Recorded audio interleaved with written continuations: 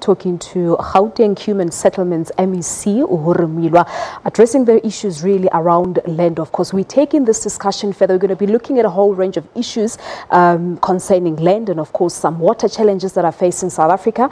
And from our studios in Pretoria, we're joined by Dr. Mpofu. He, of course, is the researcher at the Center of Diversity Studies at Wits University. Prof, good afternoon to you. Thank you so much for coming through.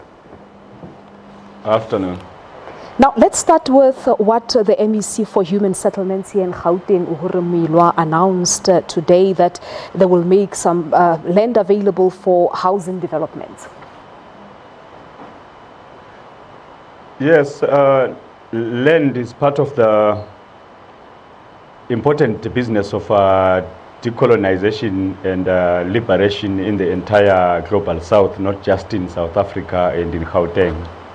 So in speaking to that,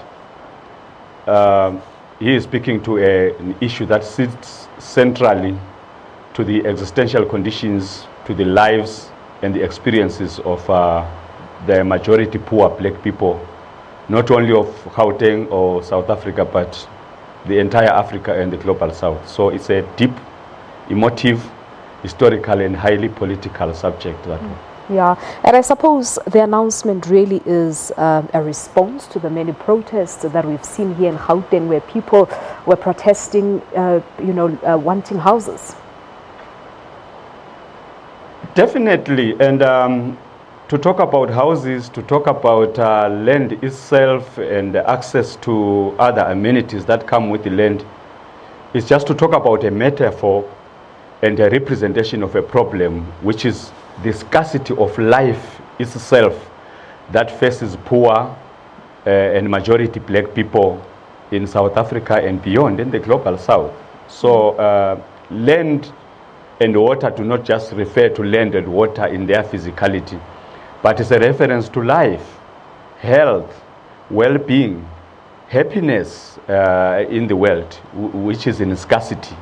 And we are told every day that this is caused by natural disasters, climate change, the scarcity of resources, but it's just the use of nature in explaining some man-made historical disasters like inequality, colonization, conquest, and domination of one people by another. Yeah, and as you said, Dr. Mpofu, that the issue around land is very sensitive, but at the same time very crucial. We've heard earlier on that the International Monetary Fund said the proposal to amend the Constitution to allow for the expropriation of land without compensation must be carefully considered and be guided by lessons of international experience. Must we be worried by that statement? Yeah, I think especially the thinking community, the scholars, the journalists, the political activists, the artists, and the populations of the global south must indeed be worried by such pronunciations, because the conquest and colonization of lands was done by simple use of brute force, of violence, of anarchic methods of conquest and domination. So those who conquered had a very easy job. They needed enough force, they needed enough power and enough technology, and it was done.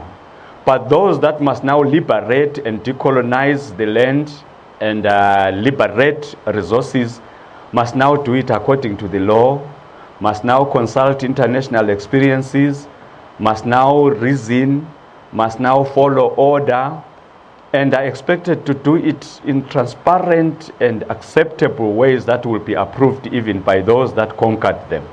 So that is the dilemma of liberators and decolonizers compared to the simplicity that the conquerors, the dominators and oppressors conducted themselves in. So it's a dilemma, a historical dilemma in the political imbroglio, if I can say. Yeah, and as you said that the land and water go hand in hand, let's just focus a little bit on the water crisis in Cape Town.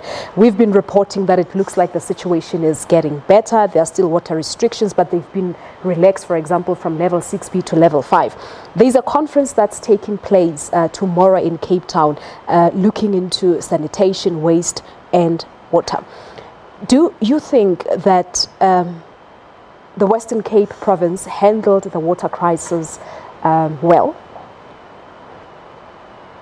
To start with, the local scarcity of water in that province is just symptomatic and representative of a larger problem of the scarcity of life itself for dispossessed, displaced, and marginal peoples in the global south. So those that are going to conference, that are going to deliberate and intellect on this problem, must think in larger and wider terms, structural, world systemic, and historical, rather than just a small province and the representative problems that are happening in that setting. It's a much bigger problem than just a provincial challenge. Yeah, because I wanted to ask as to where did we really go wrong as South Africa, because there have been many water augmentation schemes built. For example, your Lesotho Highlands project. We also have the Berg River Dam in the Western Cape itself in response to this crisis. But it looks like there's something that we did not do right as South Africa, because we knew of this looming water crisis many years ago. Yeah, it's easy to make such simplistic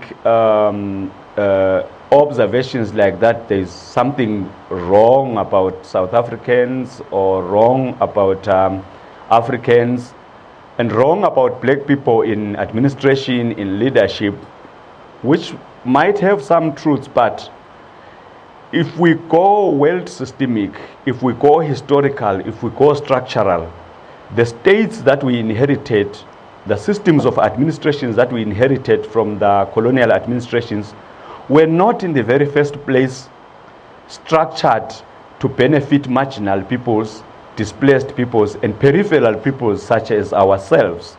So the systems and structures of governance and leadership that we inherited from colonial and slavish regimes were not designed for the benefit of multitudes of peripheral peoples and of the mass of poor peoples that we are. So the coloniality of the structures and systems of government that we inherited is our problem. The rest are symptoms. You can talk about corruption, you can talk about state capture, you can talk about negligence, but all these are symptomatic of the capital and principal problem of coloniality. Because in the global south, if we talk about state capture, we talk about corruption. The first corruption was slavery, the first corruption was colonialism. All other corruptions and degenerations are symptomatic of the foundational and the principal corruption that we suffered. Yeah, and some people, of course, blaming it on the aging infrastructure. We'll leave it at that. Dr. Mpofu, thank you so much for coming through. Dr. William Mpofu is a researcher at the Center for Diversity Studies at Wits University, joining us live from our studios in Pretoria.